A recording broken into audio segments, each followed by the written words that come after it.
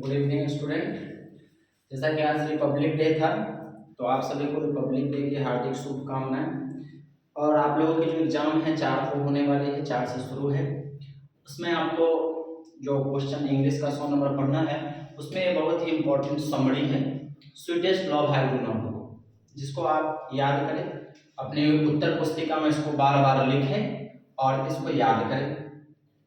तो इसको sweetest love I do not गो, जिसको लिखे हैं जॉन डॉन। बहुत ही प्यारी सी कविता है ये, sweetest love I do not गो जो है वो बहुत ही एक प्यारी कविता है, जिसको लिखे कौन है, तो जॉन डॉन साहब लिखे हैं। ठीक है, तो इसको हम पढ़ रहे हैं, आप इसको अपनी उत्तर पुस्तिका में नोट करें, बार बार नोट करें, इसको याद करें। ठीक है, sweetest love I do not go is a beautiful love poem written by John Donne. Sweetest love I do not go एक सुंदर सी लव पोएम है, ठीक है, प्यार वाली कविता है, जिसको जॉन डॉन के द्वारा लिखा गया है। He was born in 1572 and died in 1631। उनका जो जन्म हुआ था जॉन डॉन साहब का, वो 1572 में हुआ था, और उनकी जो मृत्यु है वो हुई थी 1631 में। ठीक है, in this poem the poet loves his beloved very much. इस पंक्ति में इस कविता में, in this poem the poet loves his beloved very much, इस कविता में जो कवि है वो अपनी प्रेमिका से बहुत ही प्रेम करते हैं। ठीक है, but one day he is going somewhere, लेकिन एक दिन वो कहीं जा रहे होते हैं, and his beloved is very sad and disturbed over this party. एक दिन वो कहीं जा रहे होते हैं, जिस कारण उनकी प्रेमिका बहुत ही दुखी हो जाती है और डिस्टर्ब, और बहुत ही मतलब डिस्टर्ब हो जाती है और संतुष्ट हो जाती है ओवर दिस पार्टी, इस जुदाई के कारण। इस जुदाई से वो बहुत उदास हो जाती है ना, कवि की प्रेमिका।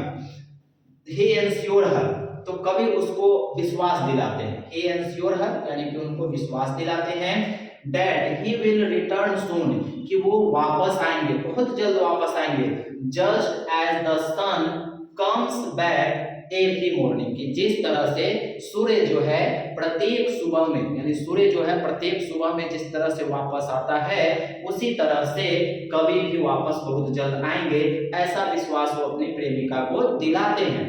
क्योंकि आप सभी जानते हैं कि शाम में सूर्योदय अस्त हो जाता है, सूर्यास्त हो जाता है, और फिर वही सूर्य कल सुबह आ जाता है। तो इसका तुलना करके बता रहे हैं कि जिस तरह से सूर्य चला जाता है फिर वापस आता है, उसी तरह से मैं फिर जा रहा हूं, फिर वापस आऊंगा।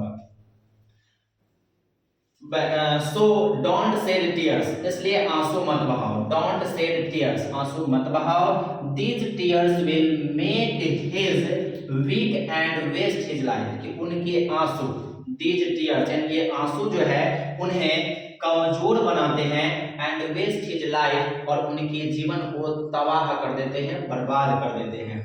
ही रिमेन्स, फिर वे उन्हें याद दिलाते हैं, हिज बिलव्ड, अपनी प्रेमिका को, that true love never die, कि सच्चा प्यार कभी नहीं मरता है, ओनली बॉडी डाइज, केवल शरीर की मृत्यु होती है। लेखक समझा रहे हैं, यहाँ पे कवि समझा रहे हैं कि जो सच्चा प्यार है वो कभी नहीं मरता, केवल बॉडी की मृत्यु यानी शरीर की मृत्यु होती है।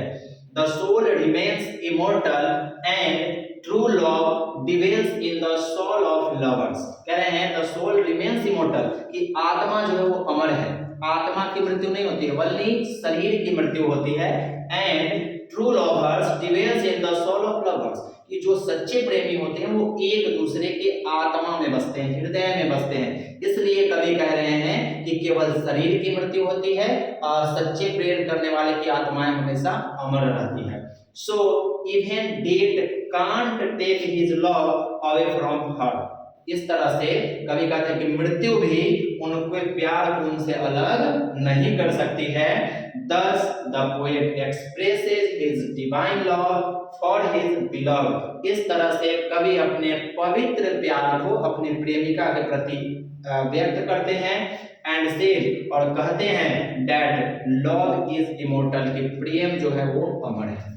ठीक है, तो आपको ये समरी कैसी लगी, अच्छी लगी तो इसको आप लिखिए, एक बार दो बार लिख करके इसको याद करना है, एक बार लिखिए, दो बार, इसको बार बार लिखिए और इसको याद कीजिए, इस बार के एग्जाम में ये हो सके तो आ जाएगा। ठीक है, तो इसमें क्या था कि जो जॉन डन साहब है वो जो है अपनी प्रेमिका को समझा रहे हैं कि केवल जो है वो शरीर की मृत्यु होती है, सच्चे प्रेमी की मृत्यु नहीं होती है, इसलिए उनके जाने पर वो दुखी न हो। ठीक है,